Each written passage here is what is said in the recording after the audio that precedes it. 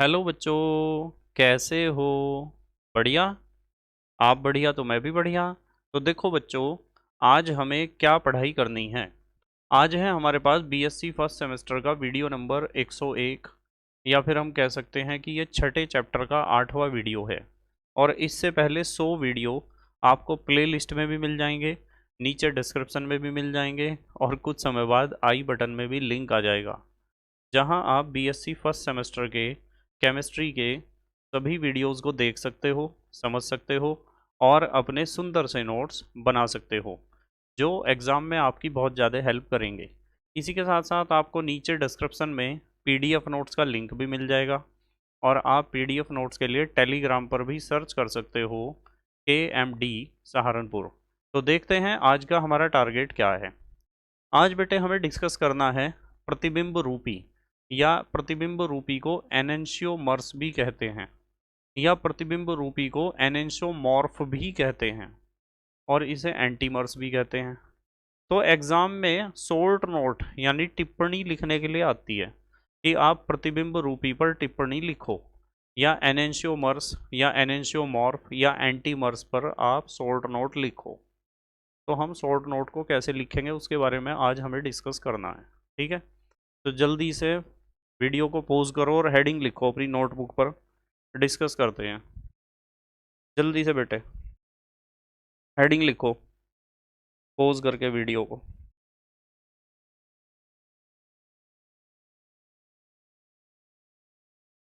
लिख लिया बेटे? ठीक है।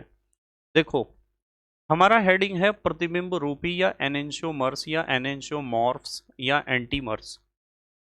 आपके पास कोई ऑप्टिकली एक्टिव कंपाउंड है, और ऑप्टिकली एक्टिव कंपाउंड का जो डी और एल फॉर्म होता है ना, उस डी और एल फॉर्म आइसोमर को ही हम कहते हैं एक दूसरे के प्रतिबिंब रूपी। क्या कहते हैं? प्रतिबिंब रूपी। ठीक है, जैसे यहाँ एक एग्जाम्पल से समझते हैं, और एग्जाम्पल वही लेते हैं अपना लैक्टिक एसिड का एग्जाम्पल। देखो, ये हमारे पास लैक्टिक एसिड का डी फॉर्म में यहाँ बनाऊंगा, CH3CC, और यहाँ हम जोड़ेंगे H, और यहाँ जोड़ेंगे OH। ठीक है, और एक बनाएंगे एल फॉर्म यहाँ लैक्टिक एसिड का, CH3CC, यहाँ जोड़ेंगे हम H, और यहाँ जोड़ेंगे OH। अब इन दिन दोनों के दोनों आइसोमर को ध्यान से देख लो, देख लो ध्यान से। ये बीच में हमने लगाया है मिरर। क्या लगाया है बीच में? मिरर लगाया है। तो यहाँ आपको ध्यान से ये समझना है कि इनमें से एक तो हमारा डी या प्लस फॉर्म है। डी या प्लस फॉर्म क्यों है?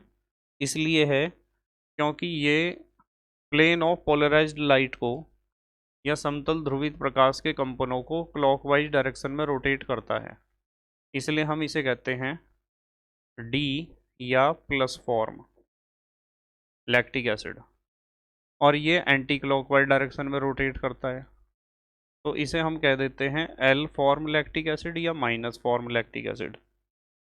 ठीक है, तो यदि कोई आपसे पूछता है कि प्रतिबिंब रूपी क्या होते हैं या एनेंशियोमर्स क्या होते हैं, तो आप क्या लिखोगे कि प्रतिबिंब रूपी या एनेंशियोमर्स किसी ऑप्टिकली एक्टिव कंपाउंड के डी और एल फॉर्म होते हैं। बस इतना लिखना है आपको। ठीक है, यहाँ लिखते हैं, चलो यहाँ से लिखते हैं। एनेंशियोमर्स, एनेंशियोमर्स किसी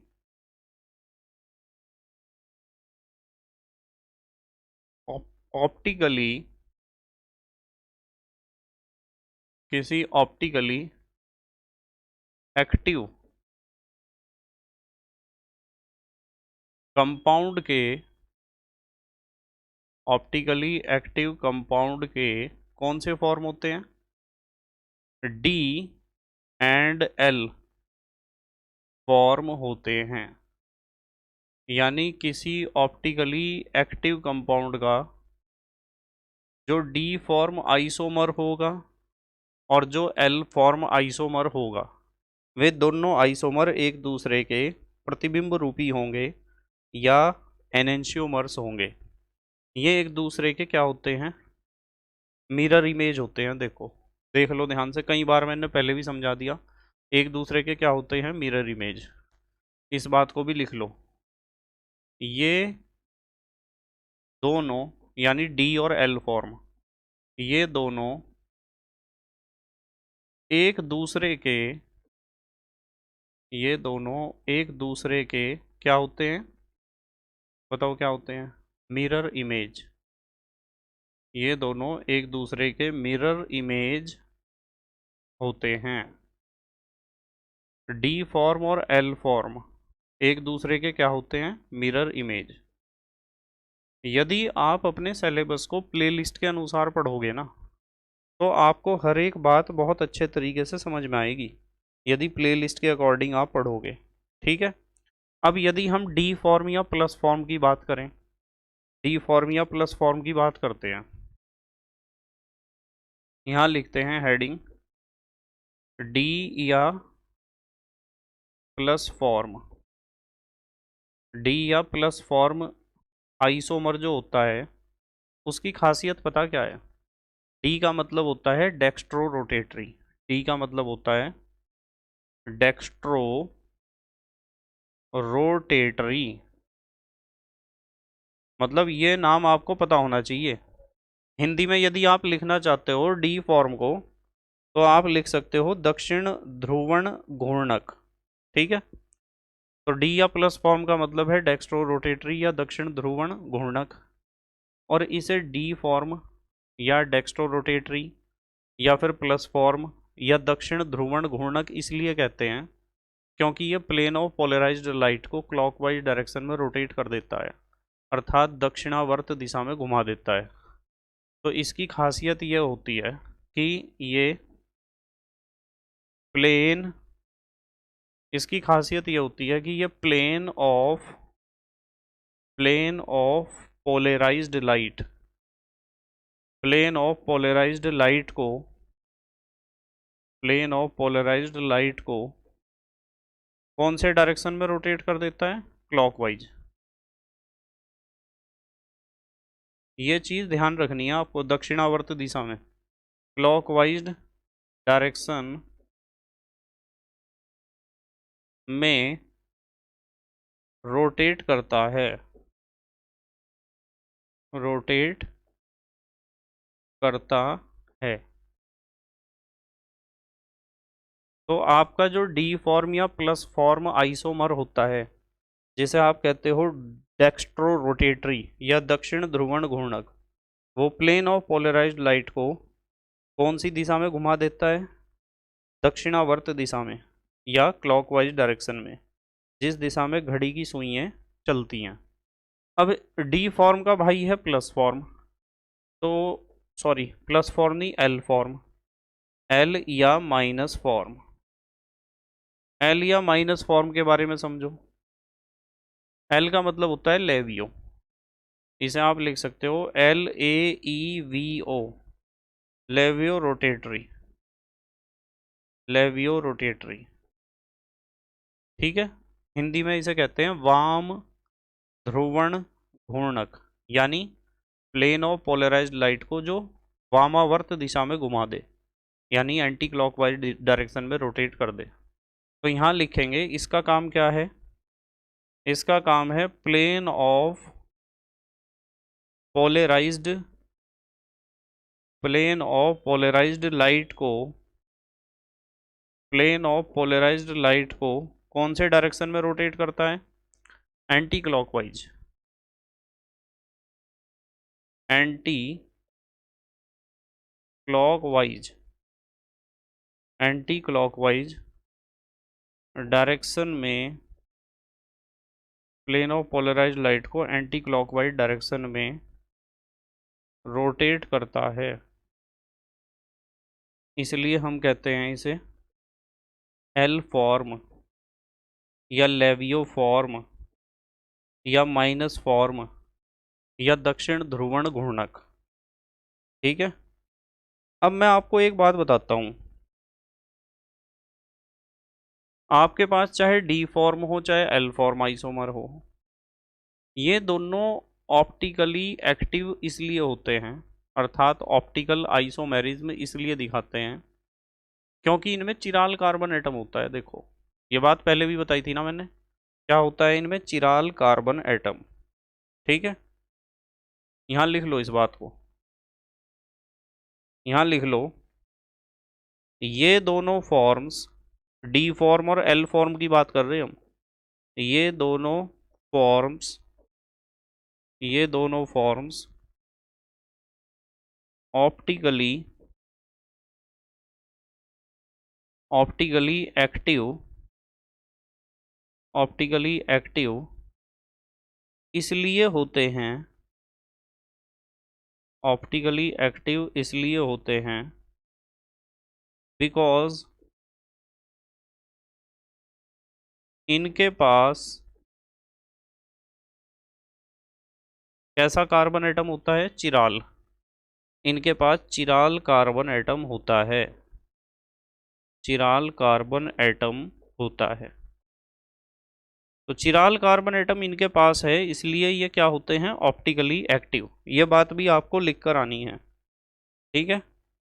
और चिराल कार्बन एटम आपको पता ही है कैसा कार्बन एटम, जिसके चारों बॉन्ड चार अलग अलग ग्रुप से अटैच हों।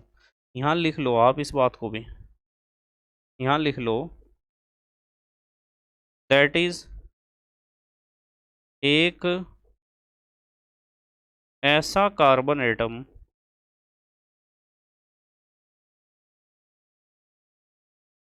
जिससे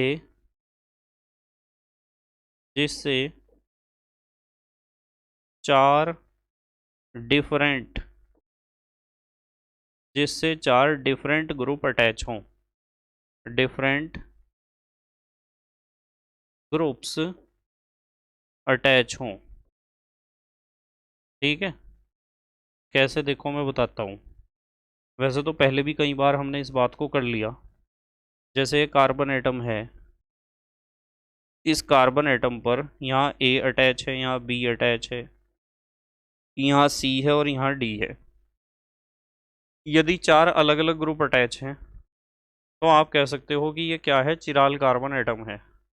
तो टिप्पणी में या शॉर्ट नोट में एक तो इतना लिखना है, जल्दी से पोज करके लिखो आप। लिख लिया बेटे? ठीक है। अच्छा, एक चीज़ और लिखनी है आपको, एक चीज़ आपको लिखनी है कि ये जो एनेंशियोमर्स होते हैं प्रतिबिंब रूपी, इनके गुण क्या क्या हैं, वो भी लिख कर आने हैं शॉर्ट नोट में। तो आप एक हेडिंग लिख लो, आप एक हेडिंग लिख लो, प्रॉपर्टीज।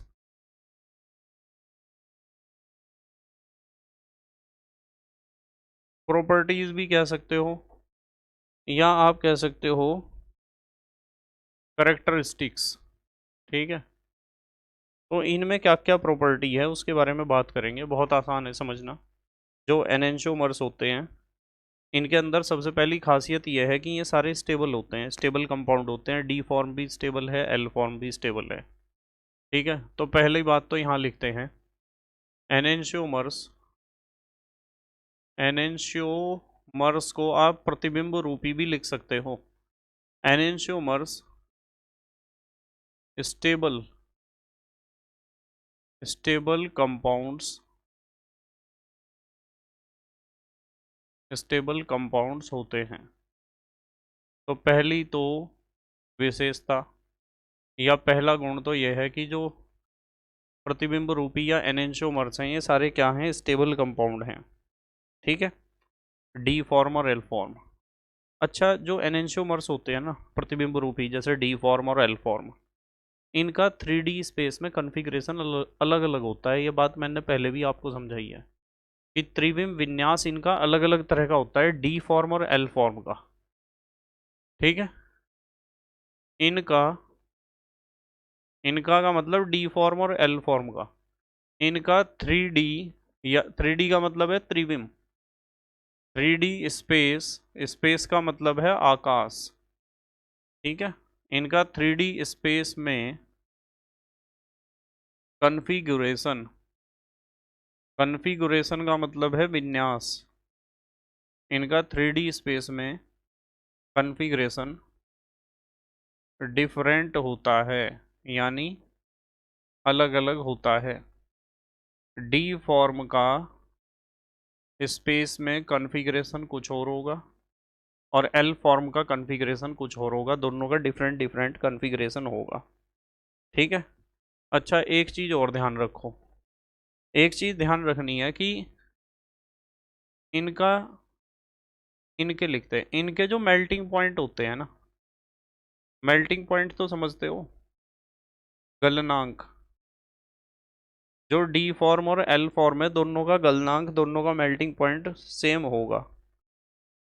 और सॉल्युबिलिटी भी, सॉल्युबिलिटी कहते हैं घुलनशीलता को, ये भी सेम होती है इनकी। और डेंसिटी भी सेम होती है, यानी घनत्व। भाई मोस्टली, मैंने पहले भी बताया आपको, मोस्टली फिजिकल और केमिकल प्रॉपर्टीज इनकी क्या होती है, सेम होती है आइसोमर्स की, ऑप्टिकल आइसोमर्स की। ठीक है। जैसे कि कलर हो गया, कलर भी सेम होगा डी और एल फॉर्म का।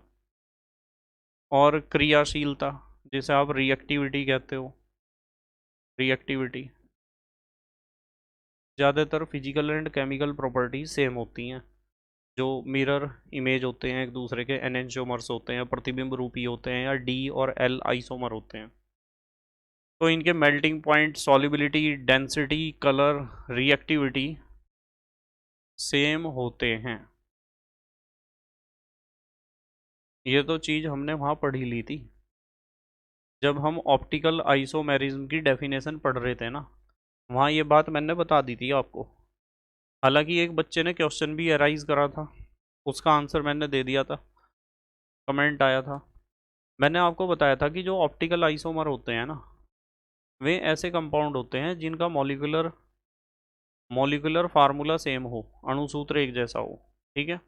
मॉलिक्यूलर फार्मूला भी सेम हो, ज़्यादातर फिजिकल और केमिकल प्रॉपर्टीज़ भी सेम हो, स्ट्रक्चरल फार्मूला भी सेम हो, बट उनमें एक अंतर हो कि उनका प्लेन पोलराइज्ड लाइट के प्रति बिहेवियर डिफरेंट हो, समतल ध्रुवित प्रकाश के प्रति उनका व्यवहार अलग अलग हो। तो ऐसे कंपाउंड्स को हम कहते हैं कि वे एक दूसरे के ऑप्टिकल आइसोमर होते हैं। इसलिए ज़्यादातर की बात आई थी कि ज़्यादातर physical and chemical properties same होती हैं। ठीक है। और डिफरेंट क्या होता है, प्लेन प्लेन पोलराइज्ड लाइट के प्रति बिहेवियर। चलो इस बात को लिख लेते हैं। ये डी और एल फॉर्म की तो प्रॉपर्टीज लिख रहे हैं हम, एनेंशियोमर्स की, प्रतिबिंब रूपी की। इनका इनका प्लेन इनका plane polarised plane polarised light, यानी समतल ध्रुवित प्रकाश, प्लेन पोलराइज्ड लाइट के प्रति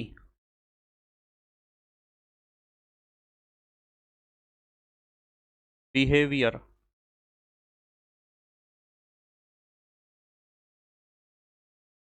डिफरेंट होता है, यानी अलग अलग होता है। कैसे होता है डिफरेंट, बताओ। ऐसे होता है कि एक तो प्लेन ऑफ पोलराइज्ड लाइट को क्लॉकवाइज डायरेक्शन में रोटेट कर रहा, और एक प्लेन ऑफ पोलराइज्ड लाइट को एंटी क्लॉकवाइज डायरेक्शन में रोटेट कर रहा, तो डिफरेंट हुआ ना बिहेवियर। ठीक है। अच्छा, एक चीज़ और बताता हूँ, ध्यान से समझना। प्रॉपर्टी में आप एक बात और लिख सकते हो एनेंशियोमर्स की, कि यदि आपने आधा, यानी 50% तो लिया डी फॉर्म, 50% का मतलब यहाँ आधा है, मात्रा में आधा, 50% तो डी फॉर्म आइसोमर लिया और उसमें मिलाया आधा, यानी 50% मिलाया एल फॉर्म आइसोमर मिलाया। तो इस तरीके से जो मिक्सचर आपका तैयार होता है ना, उस मिक्सचर को आप डी एल मिक्सचर कह सकते हो। क्या कह सकते हो, डी एल मिक्सचर। और डी एल मिक्सचर को हम नॉर्मली किस नाम से बुलाते हैं, बताओ। डी एल मिक्सचर को हम कहते हैं रेसेमिक मिक्सचर, रेसेमिक मिक्सचर या रेसेमिक मिश्रण, ये कहते हैं कि ये रेसेमिक मिक्सचर बना है। और इस रेसेमिक मिक्सचर की खासियत ये होती है कि ये रेसेमिक मिक्सचर कैसा होता है बताओ। प्लेन और पोलराइज्ड लाइट को रोटेट करेगा या नहीं? आप कहोगे कि सर नहीं करता। इसलिए इसकी खासियत ये होती है कि ये ऑप्टिकली इनएक्टिव होता है। क्या होता है? Optically inactive. ऑप्टिकली इनएक्टिव होता है। ठीक है, तो इतना आपको लिख कर आना है शॉर्ट नोट में। जल्दी से पोज करके लिखो। लिख लिया? ठीक है। तो बेटे मुझे उम्मीद है कि आपके समझ में आया होगा कि यदि एग्ज़ाम में मिरर इमेज, प्रतिबिंब रूपी, एनेंशियोमर्स, एनेंशियोमॉर्फ या एंटीमर्स, इनमें से किसी भी नाम से एग्ज़ाम में शॉर्ट नोट लिखने के लिए आता है तो उम्मीद है आप कर दोगे क्वेश्चन को। ठीक है, बस मेहनत और ईमानदारी से पढ़ाई करते रहो और अपने हैंड रिटन नोट्स बनाते रहो। तो thank you very much for watching this video. Okay, bye.